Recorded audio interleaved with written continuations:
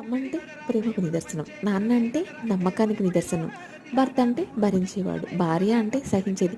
ఇలా ప్రతి పదానికి అర్థాలున్నాయి. కానీ స్నేహితులకి అర్థాన్ని ఎవరైనా చెప్పగలమా? నేనైతే నిదర్శనంగా కృష్ణ భగవానులు అండ్ కుచేలుడిని మాత్రమే చెప్పగలనండి. వారి స్నేహం నిజంగా అత్యంత ఆదర్శనీయమైనది అని మనకు ఒక మంచి లెసన్ నేర్పిస్తుంది కదా. స్నేహితుడు కుబేరుడైతే సాయం కోసం చెయ్యి చాచకు, నీ మిత్రుడు కుచేలుడైతే అతడి కష్టం పసిగట్టి సాయం చెయ్యి, అడగలేదని ఆగిపోవద్దు. ఎంత అర్థము ఎంత ఉందో కదండి. సో మీకే అనిపిస్తుంది? మనం సహజంగా మన తల్లిదండ్రులకు, భర్తకు, పిల్లలకు షేర్ చేసుకోలేనిది కూడా ఫ్రెండ్స్కి షేర్ చేసుకోగలం. సో హద్దులు, ఆంక్షలు ఉండవు. మనం ఇతనితో స్నేహం చేయాలా, అతనితో స్నేహం చేయాలా అని కదా.